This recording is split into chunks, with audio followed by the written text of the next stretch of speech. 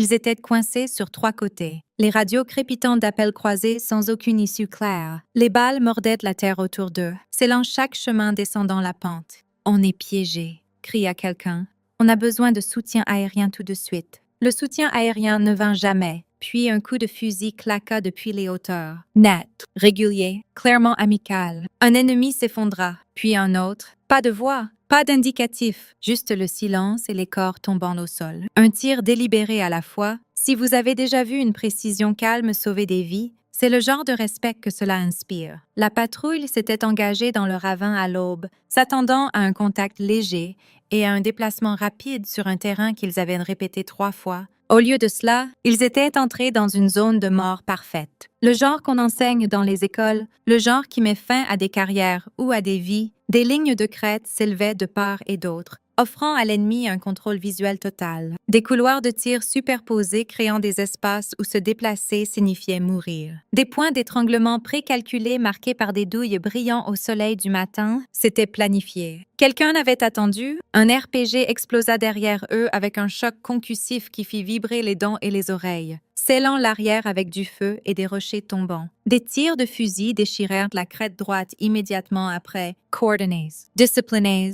mortals. Puis la crête gauche se joignit. Des tirs croisés transformant le fond du ravin en un stand de tir. Les Rangers plongèrent vers n'importe quel abri existant. Des pierres déchiquetées, des ravines peu profondes creusées par les inondations, un sol accidenté qui cachait les formes mais n'arrêtait rien. Contact à gauche. Voilà quelqu'un. Contact à droite, répondit-on. Déjà en train de tirer? On prend des tirs d'en haut. Une troisième voix intervint. La formation tendue par la panique. Le chef de peloton essaya d'envoyer une équipe de feu en montée pour gagner un angle, mais ils furent repoussés immédiatement par des tirs qui anticipaient chaque pas. « On ne peut pas percer », cria le chef d'équipe par-dessus le chaos, du sang coulant d'une éraflure à sa tempe. Un ranger prit une balle dans la jambe, pivota sous l'impact et s'effondra. Le médecin le traîna derrière un rocher, les mains bougeant vite tandis que les balles claquaient au-dessus. « On perd du temps », dit le lieutenant les dents serrées. En regardant les munitions diminuer et les blessés augmenter, les radios hurlaient avec des parasites et des chevauchements.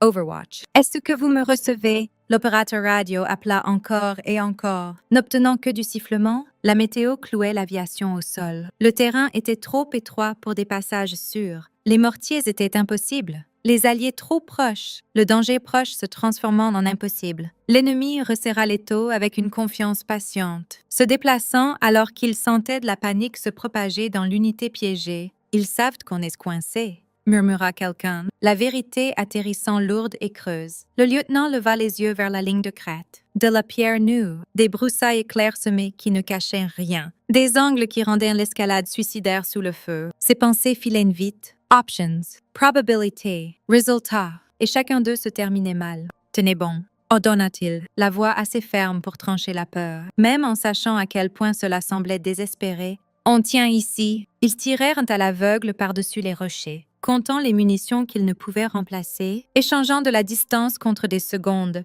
de l'espoir contre du temps. Le ravin résonnait de coups de feu, bruyants, désordonnés, désespérés, le son de gens luttant contre une mathématique qu'ils ne pouvaient vaincre. Aucun d'eux ne vit la silhouette déjà plaquée contre la crête lointaine, 300 mètres au-dessus de la zone de mort. Elle était là avant le premier contact, regardant les Rangers entrer dans le ravin avec la lente certitude d'un piège se refermant. Pendant 40 minutes, elle pista les positions ennemies, esquissa mentalement les couloirs de tir, repéra les leaders, sentit le vent dériver en altitude. Sa tenue gillie se fondait dans la roche et les broussailles, invisible même pour des yeux entraînés qui cherchaient dur. Son fusil supprimé, réglé et familier comme son propre pouls, était verrouillé sur le bipied. Elle avait alerté le commandement, l'avait averti, on lui avait dit de se retirer, que la patrouille s'en sortirait. Elle ne l'avait pas fait. L'expérience lui avait appris que s'en sortir ne signifiait pas toujours vivant. Maintenant, elle regardait les Rangers mourir dans la boîte à tuer qu'elle avait prédite, la mâchoire serrée avec une concentration froide. Il était temps de travailler. Ce respiration ralenti, pas calme, juste contrôlé. Le rythme inculqué par 10 000 heures derrière la lunette, 4 inspirations. Retenir, 6 expirations. Encore. Le rythme cardiaque descendant. le tremblement disparut, le monde se réduisant à la réticule et à la détente. Le vent glissait dans le ravin en boucles irrégulières, rebondissant sur la roche, dangereux à cette distance. Elle attendit, lisant ce que les autres manquaient. Des tourbillons de poussière, le balancement des broussailles, l'air sur la peau. Un ennemi se pencha pour recharger, sûr de lui, imprudent dans le contrôle. Crac! Le tir disparut sous le bruit. Un murmure avalé par le chaos. Il s'effondra avant que les Rangers ne sachent que la géométrie avait changé. Qui a tiré ça? Hurla quelqu'un? Pas nous, répondit un autre, vérifiant son couloir. Un deuxième combattant s'avança, essayant de comprendre ce qui n'allait pas. Crac! Tir propre à la tête. Pas de correction nécessaire. Le feu ennemi vacille, le doute s'infiltrant dans ce qui avait été de la confiance. Des cris montèrent le long de la crête, des questions. Pas de réponse. On a un ange, murmura quelqu'un, le mot pour de l'aide que l'on ne voit pas. Le lieutenant scruta les hauteurs. L'espoir vif et soudain, aucun Overwatch n'était assigné, dit-il doucement. Un troisième tir vint de plus loin, plus haut que prévu. Un autre ennemi s'effondra en pleine foulée, la main tendant vers un RPG qui aurait tout terminé. Le schéma était évident maintenant. Elle ne posait pas de feu de suppression, elle effaçait les problèmes avec précision, un à la fois, régulière comme un battement de cœur. Pas de munitions gaspillées, pas de ratés, pas de hot. Chaque pression était simple et finale. Menace view, menace éliminée. Suivante. Les Rangers commencèrent à se déplacer sans y penser, avançant dans les brèves pauses quand le feu ennemi s'interrompait, correspondant inconsciemment à son rythme, leur survie guidée par quelqu'un qu'ils ne voyaient pas. Elle lisait les mouvements hostiles avant qu'ils ne se produisent, captant l'intention à travers des gestes grossis, prédisant les choix avant qu'ils ne se forment. Une balle fit tomber un combattant s'approchant d'un RPG que les Rangers n'avaient même pas remarqué, éliminant une menace une demi-minute avant qu'elle n'existe. Elle nous a encore sauvés, murmura le médecin, les mains ne s'arrêtant jamais sur le blessé. La voix du lieutenant se stabilisa, s'accrochant au schéma, on avance sur son tir, ordonna-t-il, plaçant sa confiance dans l'invisible. Ces hommes comprirent instantanément. Quand elle tirait, ils avançaient. Quand la crête se taisait, ils se figeaient. Des voix ennemies montèrent en panique, pourtant à travers le ravin. Des cris, des reproches. La confusion se propageant vite. Ils étaient traqués par quelqu'un qu'ils ne pouvaient repérer. Fixer, contre qui ils ne pouvaient riposter. L'avantage s'inversa. Les chasseurs devinrent les chassés. On pouvait sentir la vallée changer, la peur traversant physiquement les côtés. Les Rangers poussèrent de 10 mètres, un terrain intouchable quelques instants plus tôt, puis 20 de plus. La confiance grandissant avec chaque bond propre. Chaque mouvement était couvert par un autre tir parfait unique, parfois avant même qu'ils ne sachent qu'ils étaient exposés. L'embuscade se défit non pas avec des explosions ou des charges, mais soigneusement, comme une chirurgie, une incision précise à la fois. Le feu ennemi devint erratique et désespéré, les tirs trahissant la panique au lieu du contrôle, ce qui avait été une boîte à tuer professionnelle, s'effondra en désordre. Et tout le monde là-bas le savait. Sans un mot prononcé, le sniper invisible réécrivit le combat. Le dernier ennemi tomba près de la crête nord. Un tir propre à la tête depuis une distance qu'aucun des Rangers n'aurait même considéré, pas même lors de leur meilleur jour. 800 mètres en montée, vente changeante, cible mouvante. Un tir impossible rendu ordinaire. Le silence s'abattit sur le ravin trop vite. Surnatural. Comme si quelqu'un avait actionné un interrupteur. Pas de balles claquant sur la roche. Pas de mouvement sur les lignes de crête.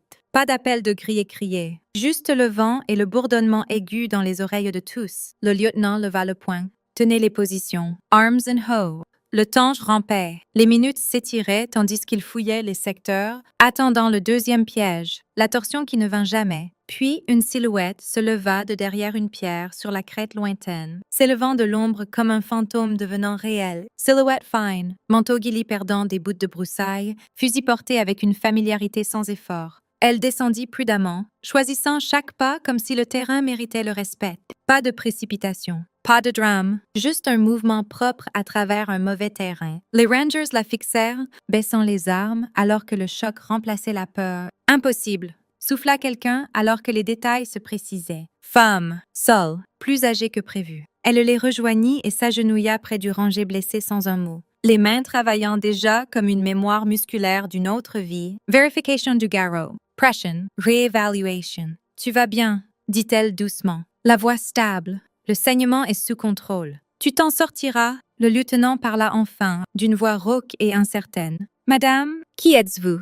Elle pausa, considéra à quel point la vérité importait, puis répondit simplement « Overwatch ».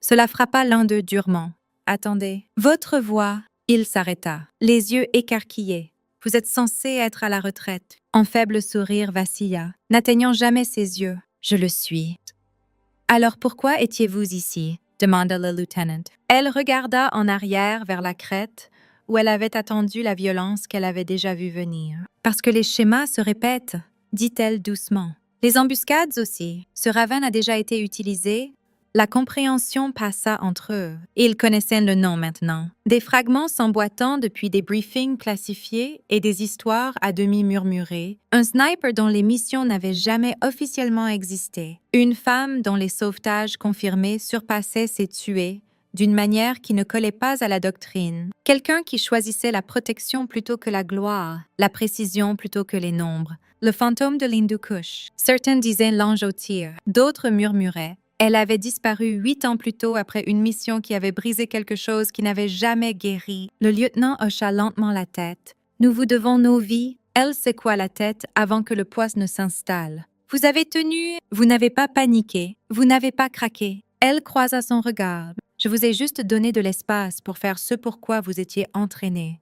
L'humilité frappa plus fort que n'importe quelle balle. Une combattante qui jugeait la victoire par les vies préservées, pas par le crédit pris. « Comment saviez-vous que nous serions ici ?» demanda un ranger. « Le renseignement a signalé des mouvements ennemis dans ce secteur, » dit-elle. « J'ai lu le terrain. Vous le dispositif. Demandez un changement de route pour votre patrouille. Et cela a été refusé. Le commandement n'écoute pas les fantômes à la retraite. » Il n'y avait pas de ressentiment, juste l'acceptation de comment fonctionnait le grade et ce que cela coûtait. « Donc, vous êtes venu quand même, » dit le lieutenant. Être à la retraite ne signifie pas partie, et cela ne signifie certainement pas indifférent.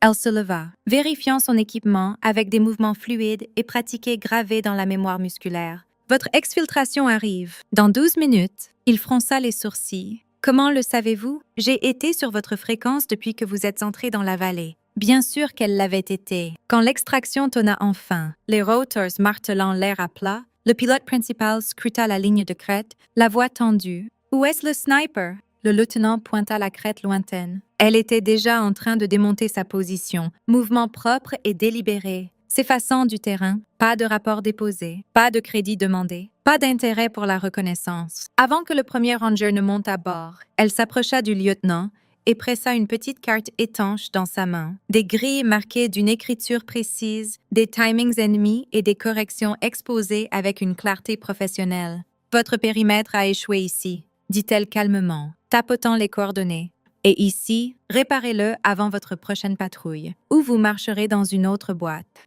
Il prit la carte comme un écrit sacré. « Est-ce qu'on vous reverra? » demanda-t-il, connaissant la réponse. Mais ayant besoin qu'elle soit dite, elle ajusta la sangle de son fusil sur son épaule. « Seulement si vous êtes entouré. » Le faible sourire revint, plus doux cette fois. Puis elle se tourna et disparut dans les collines, grimpant avec une aisance sans effort. Partie en 50 mètres, aussi silencieusement qu'elle était apparue, et aussi complètement qu'elle avait tout changé. L'hélicoptère s'éleva d'une boîte à tuer qui avait failli devenir une tombe. Longtemps après, les rangers traversant ce ravin racontaient la même histoire mot pour mot. Comment le feu s'était arrêté sans avertissement. Comment le silence était tombé comme une miséricorde. Comment le contrôle était revenu sans ordre ni bruit. Pas par des commandes criées ou un feu écrasant, mais un tir impeccable à la fois. Chacun une promesse honorée. L'histoire se propagea dans les unités, devenant légende. Puis doctrine. Puis la barre par laquelle les autres se jugeaient. Quelque part dans ces montagnes,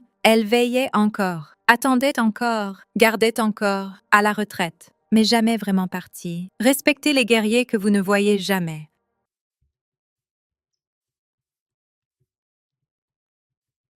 Is this far enough, maybe?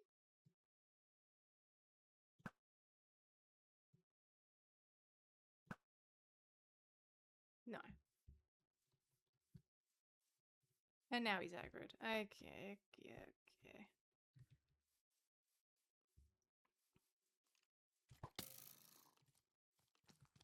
Ew.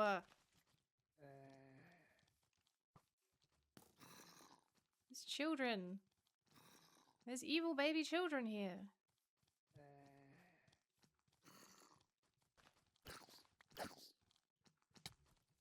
stop. Fuck you! Oh, I hate this game!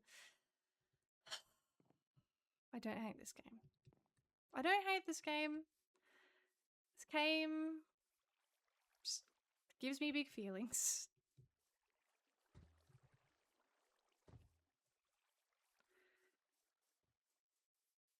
This game is fine. Just giveth and taketh away. Where the fuck am I going? Wrong way. I need to look for my glowing mountain, and then I know where I'm going. Oh, why does it have to be so hard?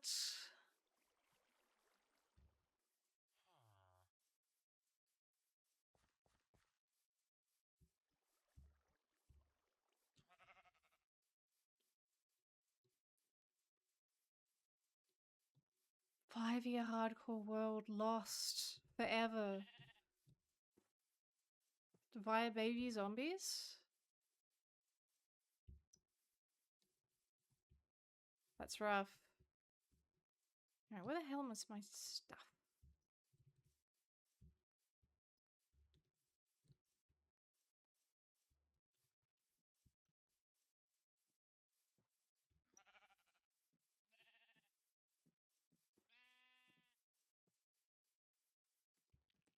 Had I led them far enough back this way? Ow! Oh, they've stolen my pants! Oh, I hate you all. You're all so awful.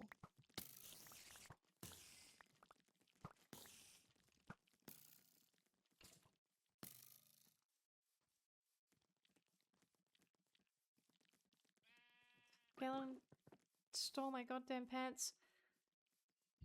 Freaking.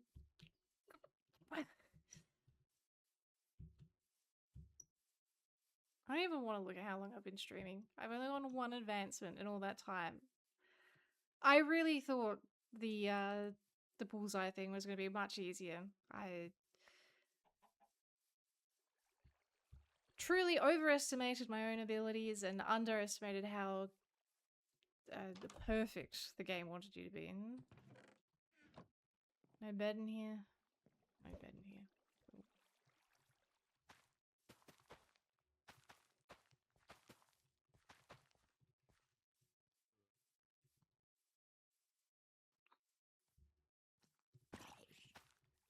My brother's gonna get burnt alive by the sun. I thought that for a second, I was like, oh, he's gonna be hanging around now. But unless I somehow build him a hut where he doesn't perish. Oh, I build him a hut so he doesn't perish. Go away! Leave me alone! He's gonna keep pinging me. Like that! Oh, you suck! You suck, you suck, you suck.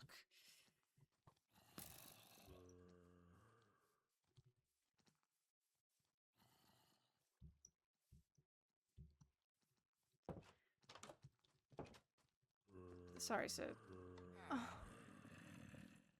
Free me!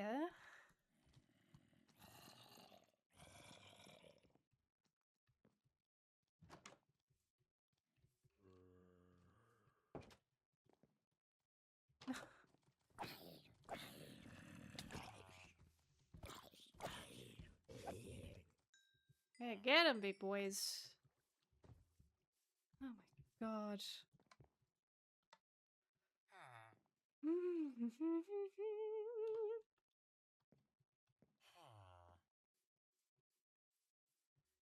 Okay.